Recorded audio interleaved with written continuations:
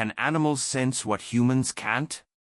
In the heart of Yellowstone National Park, surrounded by ancient forests and the rumble of an earth that never sleeps, something truly extraordinary happened. It wasn't a human that raised the alarm, it wasn't a ranger, a seismologist, or a satellite. It was the bears, hundreds of them, emerging silently from the treeline, one by one, until the road that winds through Yellowstone's vast wilderness was no longer just a route, it was a warning. This wasn't just unusual, it was unheard of. Bears are solitary by nature, powerful, instinctual, and deeply connected to the land, yes, but not organized. Not like this. The first reports described a surreal scene, grizzlies and black bears lining the highway, still as statues, facing the same direction. Some pacing, others growling low as if restless, but none crossing, none attacking, just watching, guarding, blocking. Visitors were forced to stop. Park staff, used to wild encounters, were frozen not out of fear but awe. Videos surfaced online, and within hours millions were asking the same question: what were the bears doing? Was this an act of aggression, territory, a bizarre coincidence, or was it something else, something deeper? As the sun dipped below the snowy peaks and cast golden light across the pines, the scene only grew more eerie. Rangers tried to reroute traffic, but some vehicles had already been abandoned. Drivers left their cars, watching from a distance. Cameras rolled. News outlets caught wind. Social media exploded. Theories flooded in, from the logical to the mystical. But amidst the noise, there was something that couldn't be ignored: the energy. Everyone felt it, an unspoken message carried on the wind. Because when animals act out of pattern, especially apex predators, it's never random. They don't panic without reason. They don't gather in silence unless something is coming. And in Yellowstone, where one of the largest active supervolcanoes in the world lies just beneath the soil, that kind of collective instinct cannot be brushed aside. Stories like these remind us of something ancient, something buried beneath data and science: the raw connection between life and land, between instinct and survival. This isn't just about wildlife, it's about what happens when the wild tries to warn us, and whether we're ready to listen. It was early spring in Yellowstone, that delicate moment when the snow begins to surrender to the sun, the forests breathe again. Rivers swell with new life, and animals emerge from months of hibernation into a world that feels reborn. But that year, something felt different. The air was heavy with tension, like nature itself was holding its breath. Trees stood motionless. Birds, usually loud in their return, seemed cautious. And then came the reports, sightings that didn't make sense. Rangers out on routine patrols along Highway 191, a remote but crucial artery slicing through Yellowstone's heart, were the first to see them. At first, it was a few shadows in the trees. Then movement. Then shapes. Bears. A handful at first, stepping out of the forest's edge with slow, deliberate steps. They didn't run, they didn't roar. They simply appeared and stopped. One stood in the middle of the road, silent and unmoving. Then another. And another. What started as a strange anomaly quickly turned into something far greater. By midday, dozens of bears lined the edges of the highway. By nightfall, there were over 100 black bears, grizzlies, young and old, some pacing, others lying down as if waiting for something only they could sense. They weren't behaving aggressively, far from it, but there was an intensity in their presence that no one could ignore. Something primal. Something ancient. Tourists, expecting a scenic drive, found themselves face to face with a scene out of a dream or a warning. Cars stopped. Doors stayed shut. Cameras recorded, but voices were hushed. The forest was alive, but not in the way people knew. It was alert. Listening. Reacting. And the bears were the messengers. No one, not even the most seasoned rangers, had seen behavior like this before. Bears are known to be territorial, solitary. The chances of them gathering in groups, especially different species, are astronomically low. Yet here they were, acting with unity, forming a silent blockade. It wasn't chaos, it was coordination. Some even say there was a rhythm to it, as if the bears were following a pattern, responding to a call that no human could hear. As the story spread, wildlife experts, biologists, and even geologists began paying attention. There had been tremors recently, small ones, the kind Yellowstone occasionally releases, like sighs from the Earth's core, but nothing alarming. At least not yet. What the bears knew or felt, no one could say. But their presence wasn't passive. They were guarding something, or warning about it. Locals began to share their own stories. A trapper named Earl said he'd seen bears coming down from the higher ridges days earlier, which he'd never witnessed in 30 years of living near the park. A hiker recalled seeing claw marks on trees in lower valleys, fresh ones, deeper and more frequent than usual, like messages etched into bark. These weren't isolated events. This was a pattern, and it was growing. Drone footage showed something surreal. The bears weren't just gathering, they were positioning themselves along the curves of the road, at trailheads, near geysers, strategic points, places of flow, places where people enter or pass through, as if they were forming a barrier between what was coming and the rest of the world. In one clip, a particularly large bear, later named Nonik by online communities, stood directly in front of a ranger's vehicle, staring into the windshield, eyes locked, not aggressive, just present, intense, like he was asking a question no one could answer. And when the vehicle reversed, Nonik remained, holding the line. It didn't take long for the story to go viral. News outlets picked it up. Wildlife forums exploded. YouTube channels, like this one, became gathering places for people who felt what was happening. This wasn't just about science anymore. This was about instinct, connection, the invisible threads that tie wild creatures to the earth, and maybe, just maybe, give them a voice when something is about to change. If you're someone who believes animals have instincts beyond our understanding, subscribe now to join us in exploring stories like this one, because this isn't just a story about bears. It's about the wild speaking, and what happens when we choose to listen. Something was shifting deep beneath Yellowstone, and the ones who sensed it first didn't wear uniforms or carry instruments. They walked on four legs, with eyes full of warning and hearts that beat to the rhythm of the land. And while the world watched in disbelief, they stood there, unwavering, patient, and painfully aware. Something was coming, and they were already in position. It wasn't just the presence of bears that felt unsettling, it was the way they acted, like guardians of a secret no one could quite understand. The forest around them held its breath, no rustling leaves, no echo of bird song. Even the wind seemed to hesitate, as if respecting something sacred. As night fell over Yellowstone, the temperature dropped, and a soft layer of mist hovered above the highway. Headlights flickered through the fog, casting elongated shadows of the bears that stood immobile across the blacktop like statues carved by instinct and warning. The largest among them, Nonik, held a posture that was neither aggressive nor passive. He didn't flinch at the sound of approaching vehicles or the snapping of branches behind him. His presence anchored the others, as if they all responded to him without ever looking directly at him.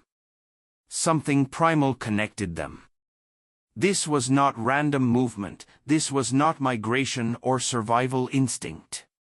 This felt organized, unified, and, above all, intentional. By the second day, Highway 191 had become a place of hushed reverence. Visitors whispered in awe, capturing video but daring not to get too close. The park rangers established perimeters, but even they were unsure how to proceed. "We're trained to respond to animal behavior, not interpret it," one ranger was overheard saying.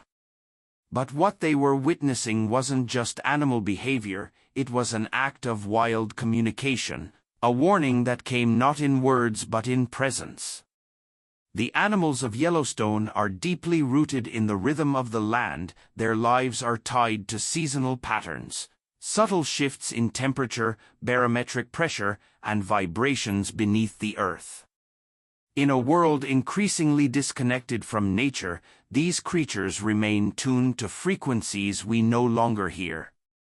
And what they felt must have been massive, deep, old. Every few hours, more bears appeared. Some came from as far as the Lamar Valley. Tracks showed that several had crossed frozen rivers and icy trails to arrive at this stretch of road, mothers with cubs, solitary males. A gathering unlike anything ever documented. Wildlife researchers monitoring nearby dens were stunned. Radio collars showed sudden, synchronized movement toward Highway 191. It was as if something had pulled them or pushed them from their natural routines. As tension built, a quiet sense of dread settled over the region, not fear of the bears but fear of why they were there. Beneath Yellowstone lies one of the most powerful and unpredictable supervolcanoes on Earth. Though dormant, it remains a constant presence, a sleeping giant beneath hot springs, geysers, and boiling mud pools. Seismic monitors had reported minor tremors in recent weeks, but nothing alarming by scientific standards. Still, something had changed, something the bears had felt before anyone else. Locals remembered old stories, tales passed down from indigenous communities, trappers, and early explorers. Stories of animals leaving the valleys days before quakes, of birds disappearing from the skies, of elk running without reason. But never had anyone seen this, bears taking a stand, not fleeing but facing, forming a wall between humans and whatever force stirred beneath the soil. Helicopters flew overhead, and what they saw only deepened the mystery. From the sky, the bear formation resembled a net, a semicircle anchored by nonek, with others stationed at equal distances along the roadside and tree lines. A design. A system. Some viewers compared it to protective herding behavior seen in elephants or wolves. But these were bears, apex predators known for solitude, not synchronization. The world was watching now. The footage went viral in a matter of hours. News anchors struggled to find the right tone. Some joked, others speculated, but none could deny what the images showed. This was more than a strange event, it was a signal, a moment that defied logic and invited something deeper, belief. Not in magic, but in instinct. In the intelligence of nature. In the idea that the wild world might still be trying to teach us something, if we're quiet enough to listen. If you're someone who believes animals have instincts beyond our understanding, subscribe now to join us in exploring stories like this one. Because what unfolded on that quiet stretch of highway may have been the closest thing we've had in a long time to a prophecy, not from a person, but from the earth itself, spoken through its oldest voices. And those voices weren't done yet. The bears remained, holding the line, waiting for something we hadn't seen, not yet. No one knew what was going on. Park rangers who'd seen everything from aggressive moose to territorial wolves stood in disbelief. There had never been a recorded case, not even a whisper in the historical logs of bears behaving this way. No migration patterns matched. No territorial disputes were happening. No food shortages had been reported. And yet, there they were, not only gathered, but positioned, as if responding to something greater than themselves, something invisible, something urgent. The locals, equally bewildered, started calling it the wall of fur, an almost poetic description for something so unsettling. Families who lived near the edges of the forest stayed indoors. A veteran hiker who had been visiting the park for decades said he had never felt the land so quiet. "It's like the trees are listening," he said on camera. "It's like even the ground is waiting." The media tried to label it a rare migration event, but even the headlines were unsure, because truthfully, no one could explain what they were seeing. Scientists were speechless, and not just out of caution but out of awe. Bears aren't social animals by nature, they don't coordinate in groups. And yet their movements were synchronized. They kept to the edges of the highway, avoided contact with humans, but refused to leave. Satellite images showed heat signatures forming clear patterns around geothermal points in the park. What were they doing? What were they sensing? And why now? Whispers turned into theories. Some said the bears were reacting to something beneath the earth, a shift in magnetic fields, maybe. Others believed it was environmental, a pressure change so subtle it bypassed instruments but was felt deeply in the nervous systems of the wild. But there were no certainties, only questions. Why now? Why here? Why this way? At night, the suspense grew heavier. The bears didn't move. They didn't eat. They didn't scatter. Campers reported waking up to silence outside their tents, only to find bears standing completely still just yards away, not hunting, not threatening, just there. The eyes of these creatures, usually so sharp and full of instinctual calculation, held something deeper, something ancient. They weren't watching people, they were watching the land. And then came the strange sounds, low rumbles like thunder muffled by distance and stone. People mistook them for storms at first, but skies were clear. A family staying near Old Faithful described a vibration that moved through their feet, like standing on the deck of a ship passing over deep waves. But there were no tremors on official seismographs, nothing that could be measured, just felt. Rumors started to spin out of control. Some said the animals were preparing for an exodus. Others feared an eruption. One online forum speculated that the bears were acting as guardians, protectors of something sacred or dangerous. Theories bordered on folklore. Still, the facts were undeniable. These animals were doing something no one had ever seen before, and they were doing it together. Wildlife cameras hidden along the tree lines captured moments that only deepened the mystery. One clip showed a bear placing its paw on the ground and staying there, head tilted, body completely still for over 6 minutes. Another video showed 2 bears circling a small area repeatedly, then lying down facing opposite directions like sentries at a gate. Some interpreted these actions as ritualistic, others were convinced it was instinct at its highest level, an emergency broadcast from the wild, told not through noise but behavior. And in the middle of it all stood Nanak, always in the same place, never far from the road, never reacting with violence, always facing the same direction. He had become the symbol of it all, the one with answers no one could hear. Park officials attempted to divert traffic, but some refused to turn around. Visitors stood on the edge of the phenomenon, torn between fear and fascination.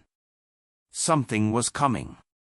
You could feel it in the wind, You could see it in the way even the smallest creatures, squirrels, foxes, even the birds, had retreated or fallen silent. The bears were not confused, they were focused. Every hour that passed without explanation only increased the tension. People stopped asking what the bears were doing. They started asking what the world wasn't telling them. What danger was moving underfoot so powerful that even predators who feared nothing had taken a stand?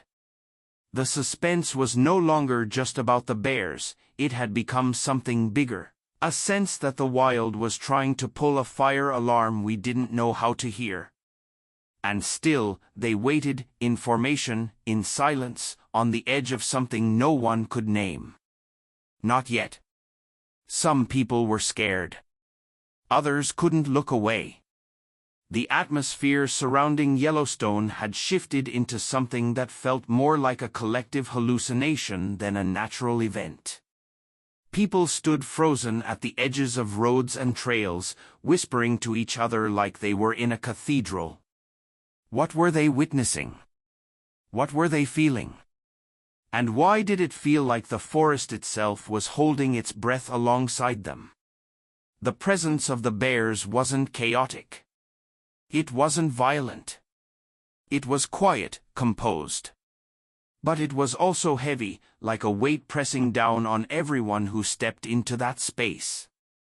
Fear wasn't coming from the animals, it was coming from the not knowing, from the mystery, from the eyes of those massive creatures staring into the horizon as if watching something rise that no one else could see, something buried, something imminent.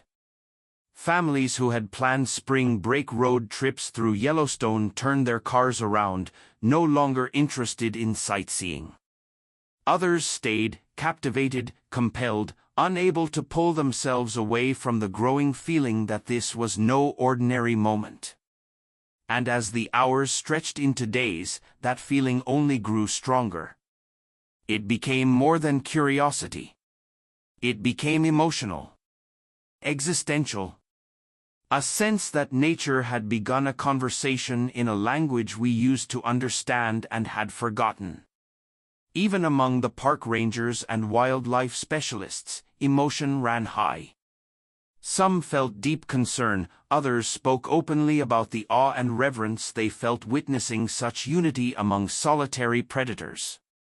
You could see it in their posture, the way they stood quieter, stepped softer, as if trying not to offend the natural order being laid out in front of them.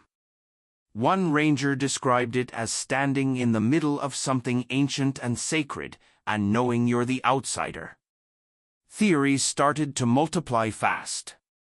Was this a protective stance? Were the bears guarding a part of the forest? Were they sensing something under the ground, something about to erupt, shift, collapse? Could they be acting out of fear? Or was it something deeper, a warning? Some suggested that the bears were reacting to sound frequencies humans couldn't detect. Others believed their internal senses had picked up seismic instability far before our instruments could. But none of these explanations filled the silence that lingered in the trees. The silence was total, absolute, and somehow, it was louder than any siren. People began to reflect on their own relationships with the natural world. How many times had we ignored its signs? How many chances had we been given to reconnect, not through dominance, but through understanding? It was hard to stand there, facing a creature that should fear you, and realize you're the one who doesn't know what's coming. That the wild is tuned to something we can't measure, can't replicate, can't even describe. Videos of the bears flooded social media, not just because of how rare the sighting was, but because of how it made people feel. The comment sections were filled with personal stories, moments where someone had locked eyes with an animal and felt something pass between them, a message, a pull, a kind of recognition. People began asking if maybe, just maybe, we had been underestimating the intelligence of instinct all along. Have you ever seen an animal act in a way that made you wonder if they were trying to tell us something? Share your experience in the comments. We want to hear your story because these moments matter. They build a bridge between two worlds that are more connected than we allow ourselves to believe.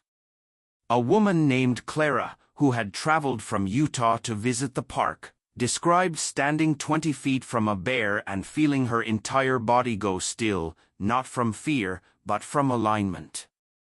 She said it was like the ground was humming and the bear was listening, and in that moment, she was too.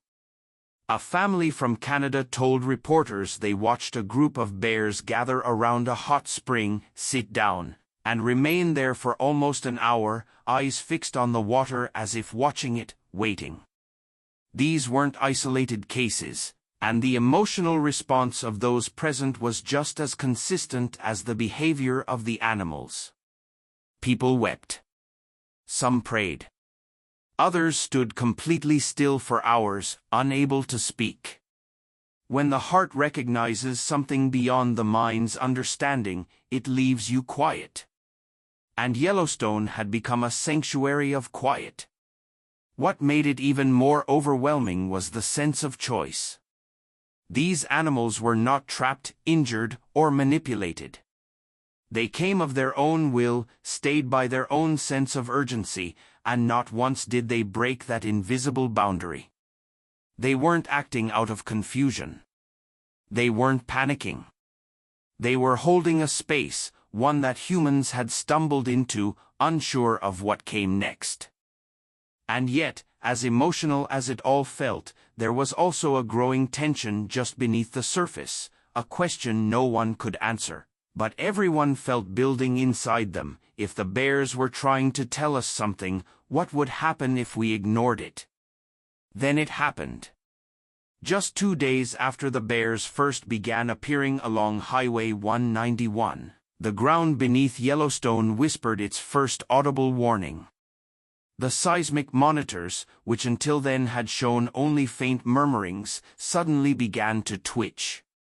At first, the changes were small, short bursts of vibration, easy to dismiss as background geological noise. But then, over the course of just a few hours, those subtle vibrations deepened. They stretched longer. Stronger. The machines picked it up. The rangers felt it in their boots. And the bears already knew. Across the park, underground tremors started surfacing, shallow, rolling waves of movement beneath the earth, all clustered around one critical area, the caldera of the Yellowstone supervolcano, a place that hadn't erupted in over 640,000 years but had always been quietly alive beneath the surface. And now, that silence had broken. Nothing dramatic, no steam, no smoke, no geysers out of rhythm. But the data was undeniable. The land was shifting. And with that shift, something changed in the behavior of the bears. Observers noticed it almost instantly. The stance of the animals softened. Their rigid formation began to dissolve. Some lowered their heads. Others stepped away from the road and slowly began returning to the forest's edge. It wasn't a mass exodus, not a stampede, but a calm, deliberate movement, as if they'd completed what they came to do. They hadn't waited for the humans to catch up. They had simply stood their ground until the earth spoke for itself. Nanak, the silver-backed grizzly who had become the silent sentinel of this entire phenomenon, was among the last to move. He stood alone for hours as the others faded back into the trees. One ranger captured footage of him at dusk, the orange light reflecting in his eyes, the road behind him empty, the sky heavy with anticipation.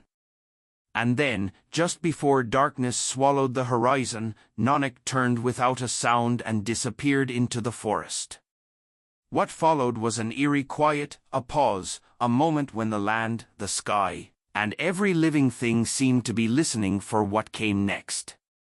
And still, there was no eruption, no explosive event, just the knowledge that something had shifted.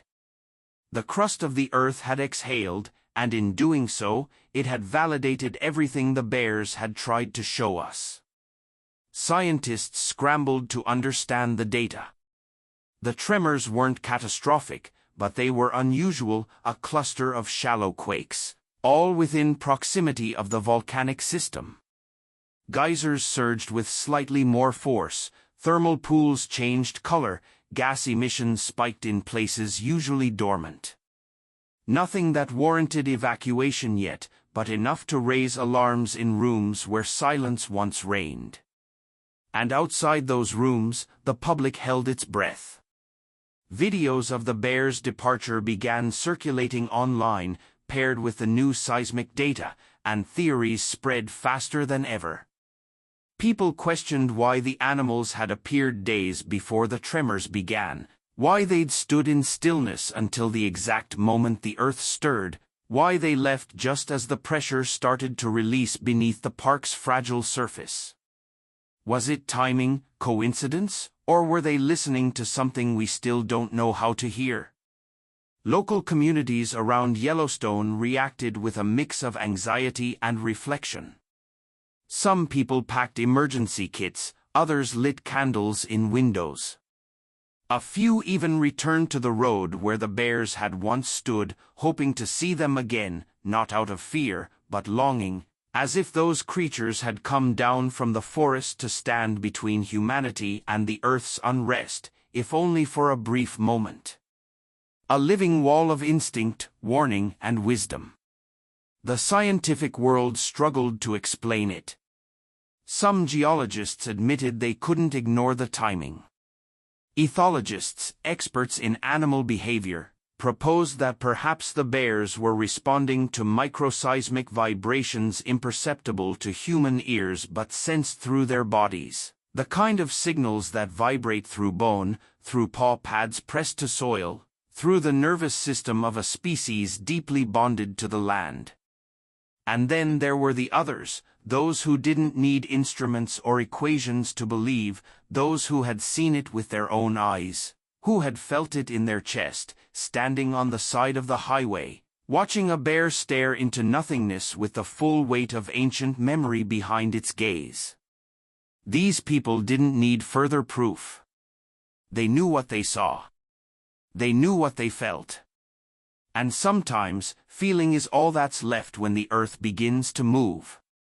But even with the bears gone, something lingered, a hum in the trees, a pressure in the wind, as if the land hadn't finished speaking, only paused to catch its breath. And those who had paid attention now stood at the edge of something bigger, waiting once again to see what came next. It was as if their mission had been fulfilled, as if something deep and ancestral inside each one of them had driven them down from the forest onto the road into our world, not to beg, not to run, but to deliver a message without words. And once that message had been given, once the earth itself responded, they knew their part was done. Slowly, silently, they vanished, one by one, without a sound, without a fight, without leaving a trace except in us. Nanak, the great silver-backed male, was the last to leave. He had been the sentinel, the guardian, the one who never wavered, never blinked, never looked away. He had held the line until the very end, standing firm long after the others had returned to the trees. That final moment, captured by a passing camera, his massive figure silhouetted by the last light of the day, became iconic. His head turned slightly over his shoulder, his eyes fixed on the space where humans stood watching him. That look, it wasn't fear, it wasn't aggression, it was recognition, as if he knew something we didn't, as if he had seen what we refused to see. And in that fleeting second, it felt like time stopped. Across the world, people watched that moment over and over. It spread across screens and hearts like wildfire. Some called it symbolic, others said it was spiritual. But everyone felt something, something unshakable.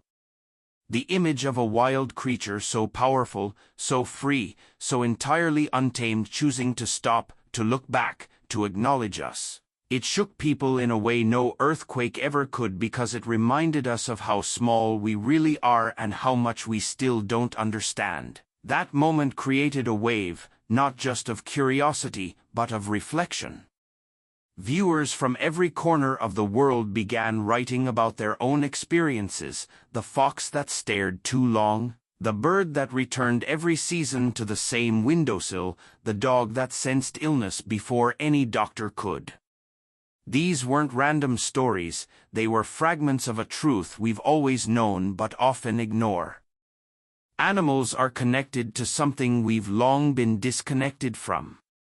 Their instincts aren't primitive, they're pure, ancient, undiluted by noise, by technology, by ego. And Nanak, he became the face of that truth, a living symbol of what it means to feel the earth beneath your feet and respond to its language not with panic, not with fear, but with purpose. There was a dignity in his presence, a calm intensity that reminded people of something sacred. He wasn't just a bear.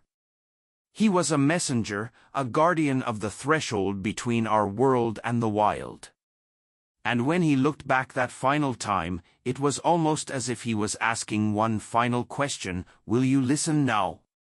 Scientists, even those most grounded in data and evidence, admitted there was something extraordinary about what had happened. They spoke cautiously, carefully, about how we might begin to consider that animals perceive the world differently, perhaps more completely, than we do. That their ability to detect environmental shifts, emotional energy, and natural imbalance isn't a mystery but a mastery we've forgotten how to trust. Parents showed their children the story of the Yellowstone bears, hoping it might plant seeds of respect for the natural world. Teachers used Nanak's image as a conversation starter about instinct and intuition. Some people began visiting parks more often, walking quieter, watching closer. Others simply carried the moment with them, the look, the silence, the meaning, and allowed it to settle into the places where logic couldn't quite reach. Because deep down, we all want to believe there's more, that the world isn't random, that there's order, connection, intention. And when a creature like Nanak appears, uninvited, untrained, uncontained, and behaves in a way that defies explanation but demands attention, we are reminded that we are not alone on this planet, that something bigger binds us, something silent, powerful, and real. If this moment moved you like it did us, give this video a like and help more people discover the silent power of nature. Because these stories aren't just meant to be watched, they're meant to be felt, to ripple beneath the surface of our everyday lives, and awaken something we may have buried under routine and noise. The bears may have left, but they didn't leave us empty. They left behind a presence, an echo that still vibrates through Yellowstone and through everyone who witnessed what happened. It lingers in the air, in the trees, in the soil beneath our feet, a reminder, a question, a call to return to the rhythm we once knew by heart. And just like that, the highway was empty again, no paw prints, no warning signs, just stillness. But not the kind of stillness that comes from absence, the kind that follows something holy. And somewhere, deep in the woods, Nanak was walking again, his mission complete, his message delivered, yet something told us the story wasn't over. This wasn't just about bears, it never was. It was about listening, really listening, to a kind of language we've stopped paying attention to a form of communication that doesn't rely on sounds or signals we've created but on something older, deeper, and far more honest. Yellowstone had spoken not through human mouths or man-made alerts, but through its oldest guardians, through fur and eyes and silence, through posture, timing, and presence, and the message was clear if you looked closely enough. Nanak and the others didn't come down from the forest for show, they didn't organize a protest, They didn't break fences or roar in the streets. Their silence said more than words ever could. It cut through the static of modern life, through the endless stream of notifications and noise, and reached a part of us we often neglect, the part that feels before it understands, the part that remembers we are not separate from this planet but intricately tied to it. And yet, how many of us walk through the world with our heads down, blind to the signs all around us? How often do we miss the warnings because they don't come in a form we expect, because they come wrapped in feathers, in fur, in trembling leaves and shifting winds? The truth is, animals have always been the first to know. They sense danger long before we do, they move when the air thickens, they leave when the ground grows restless, and they return only when it's safe. But this time, they didn't leave. They stayed, faced us, blocked our path, as if to say, look at us and you'll understand what you refuse to see. And isn't that what we all need sometimes? A moment of interruption, a gentle, unshakable force reminding us to pause, to look up, to pay attention, not just to them, but to ourselves, to what we've become, and to what we've forgotten. The story of Nanak and the Yellowstone bears isn't just a viral moment, it's a mirror. It reflects our disconnection but also our potential for reconnection, because the moment those bears appeared, something awakened in people, not fear, not ridicule, but wonder, respect, and for many, a longing to feel something real again, something untamed, something pure. Across the globe, viewers didn't just watch the footage, they felt it. Parents held their kids a little tighter, hikers stopped talking on trails and started listening, artists began sketching bears, painting eyes that held secrets, poets wrote of stillness and signs, spiritual leaders spoke of balance and interbeing. Even skeptics, those who usually scoff at anything unexplained, found themselves strangely moved by the elegance of the message, because deep down, we all know what we saw, we just struggle to admit what it means. Humanity has always sought control over land, over time, over animals, even over nature itself. But the Yellowstone bears reminded us of something humbling: we are not in charge here. We never were. The earth is not our servant, and the creatures who share it with us are not extras in our story. Sometimes, they are the authors of the truth we refuse to write. Sometimes, they are the only ones brave enough to speak when silence has become unbearable. And so we reflect. We ask questions we never thought we would: what else have we missed? What cries for help went unanswered? What messages from the wild passed us by because we were too busy, too loud, too certain that we knew better? And what would it mean to start listening again, really listening, to the whispers of the land, to the instincts of its keepers? Maybe this was our moment to stop measuring value by what makes noise, to understand that power doesn't always come with volume, that sometimes the greatest wisdom appears in the quietest gestures: a paw pressed to the soil, a gaze held a second longer than expected, a path blocked not out of anger but of care. The forest isn't silent, it's just subtle. Its messages come soft, in the way a herd shifts direction, in the stillness before a storm, in the return of a single bird to a tree it left long ago.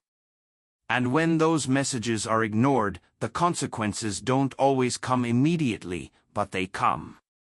And now, with the bears gone, with Nanak back in the wild and Yellowstone breathing quietly once more, we are left with the silence again, but it is not the same silence we knew before. This silence hums with meaning, it's filled with memory, with a story that shook the world without a sound. And in that silence, we are not alone. We are surrounded by life that remembers, life that watches, life that warns. It's moments like this that remind us how small we are, and how much we still don't understand about the natural world. We build cities, send satellites into space, study the atoms that make up life, Yet we still struggle to grasp the simple language of instinct. We still underestimate the quiet genius of the wild. Yellowstone didn't roar to get our attention, it whispered, through the trees, through the trembling ground, through the eyes of bears who refused to look away. And in doing so, it offered us something rare, the chance to remember who we really are. Because when you strip away the noise, the cement, the distractions, we're not so different from them. We feel fear, we seek safety, we respond to energy, even if we don't have the words for it. And deep inside, we long to be reconnected to the earth, to one another, to the rhythm of something bigger than us. This story wasn't just about Yellowstone, it was about all of us. And maybe, just maybe, that's why it resonated so deeply with so many people across the world. People from every continent wrote in to say they felt something stir as they watched, not fear, but a kind of awakening, a realization that the world is far more alive than we allow ourselves to believe. Some spoke of childhood memories, the first time they locked eyes with a wild animal and felt seen. Others described how they'd always believed animals could sense danger before we could, and for the first time, they felt like that belief had been validated, not by scientists, not by data, but by nature itself. This story isn't just about animals, it's about empathy, about awareness, about that quiet space between the known and the unknown where something sacred waits. Maybe it's in the way the bird stops singing seconds before a quake. Maybe it's in the way a dog senses illness in a human before the symptoms appear. Or maybe it's in the calm, deliberate decision of a bear named Nanak to stand in stillness between danger and those too distracted to notice it coming.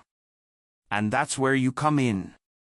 Because stories like this only matter when they're felt and shared, when they reach people who still believe that we are not alone here, and never have been.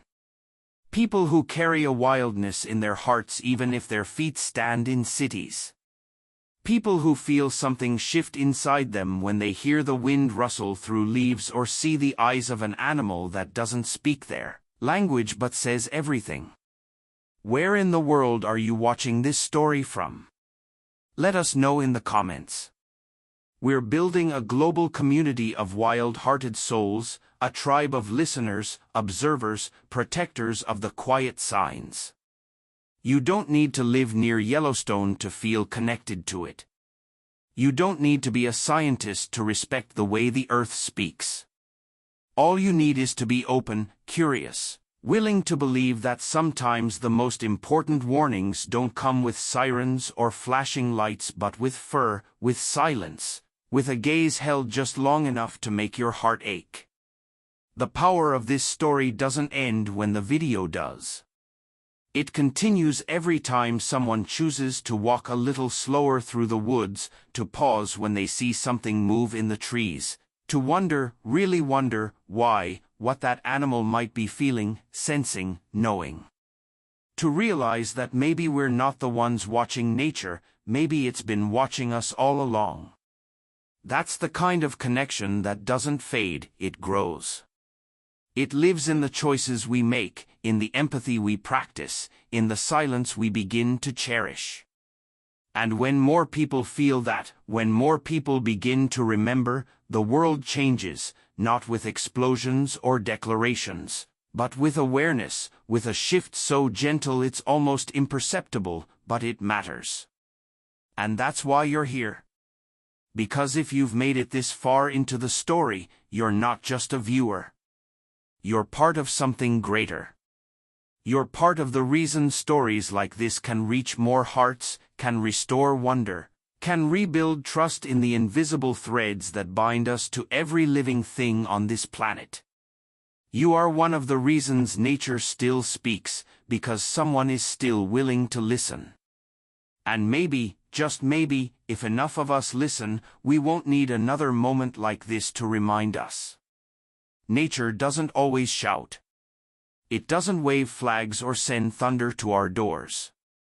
Sometimes it whispers, soft, steady, steady enough that we miss it entirely if we're not paying attention.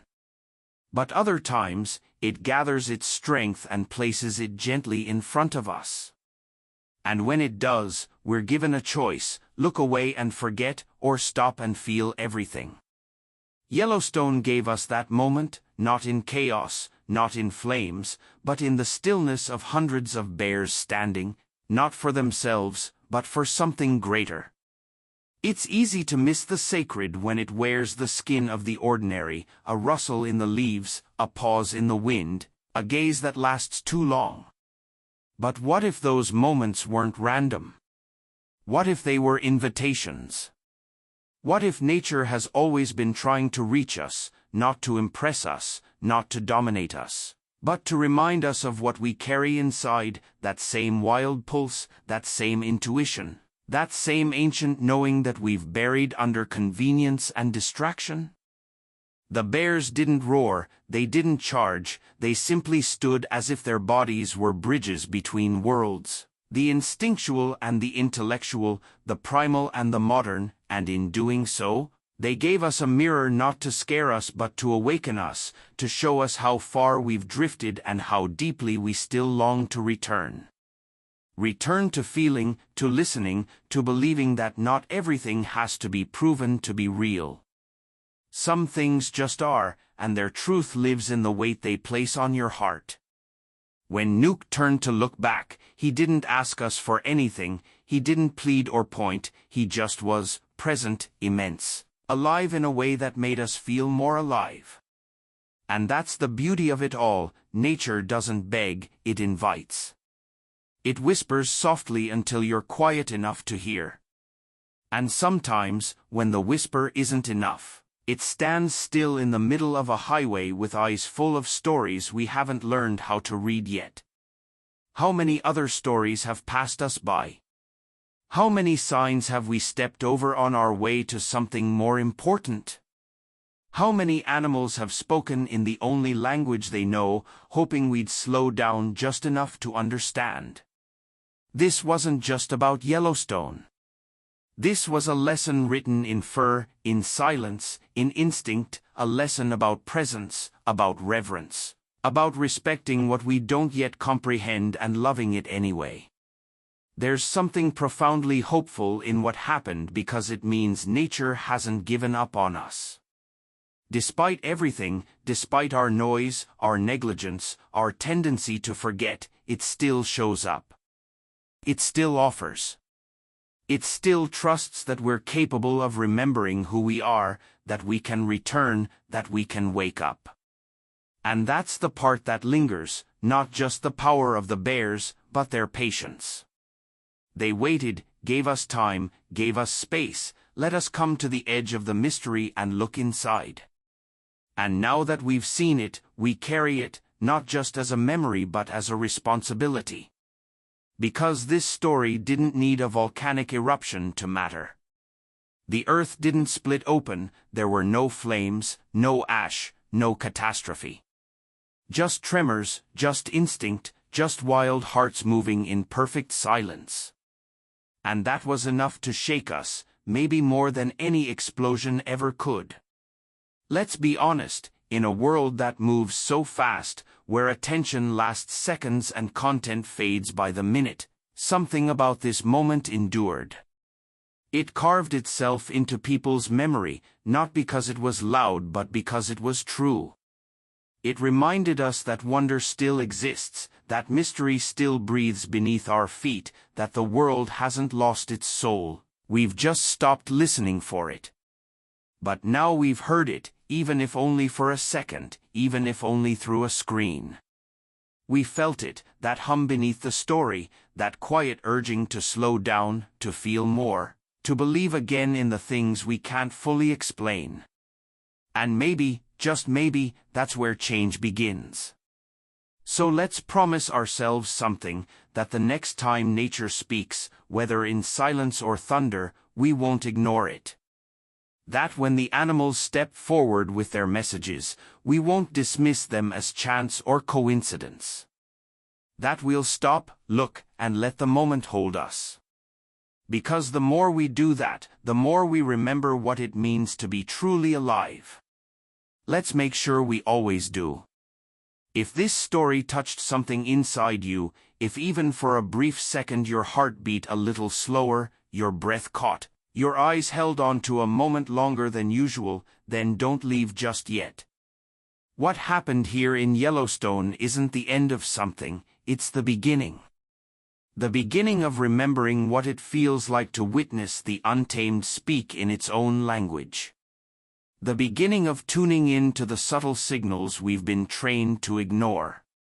The beginning of letting the wild inside us rise back to the surface. You see, this wasn't just an event, this was a call. And not the kind that screams, it was the kind that waits, in silence, in stillness, in the soft weight of something sacred standing on a mountain road, hoping we'd see it, hoping we'd feel it, hoping we'd finally stop long enough to let it reach us. Nature doesn't chase us, it invites us.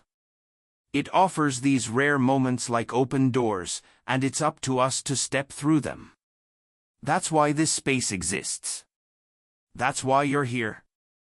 This channel isn't just a collection of emotional animal stories. It's a home for those of us who still believe that instinct is intelligence, that emotion is a form of truth, and that the bond between humans and the wild isn't broken, just quiet, waiting for someone to listen again. So if that's you, if your heart stirred when Nanak looked back, if your skin tingled when the ground whispered its unrest, if you believe that animals are more than biology, that their behavior is layered with wisdom, warning, and wonder, then you're in the right place. You are not alone here. You are part of a growing circle of wild-hearted souls from every corner of the world who are choosing to reconnect.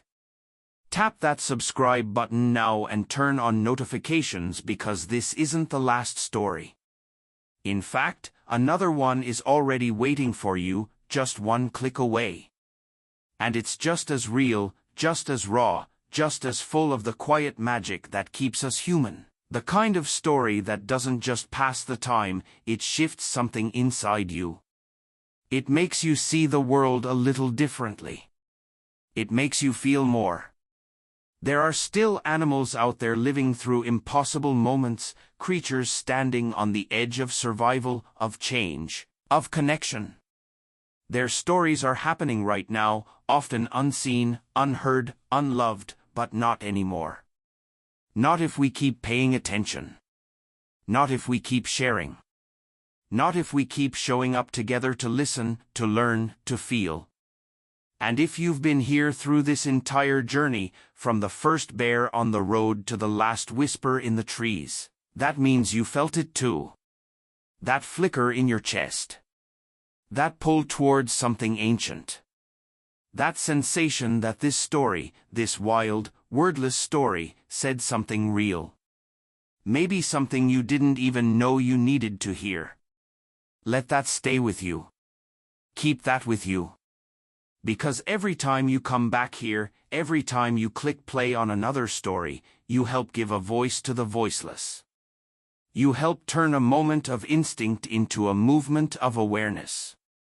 You help show the world that these lives, these wild hearts, these moments, they matter. So before you go, ask yourself, what if this wasn't just a video? What if this was a turning point for you? What if this was the moment you stopped walking past the signs, stopped doubting the silence, and started trusting that feeling that blooms inside your chest when nature speaks? Don't let that feeling fade. Hit that subscribe button now. Turn on your notifications so you never miss the next story. Because what's coming next will move you just as much, maybe even more. These aren't just episodes. They're living, breathing proof that we are still capable of feeling deeply, connecting instinctively, and remembering who we are when we stand in the presence of the wild. The next true story is already waiting for you on the screen. Watch it now, and let your heart stay wild.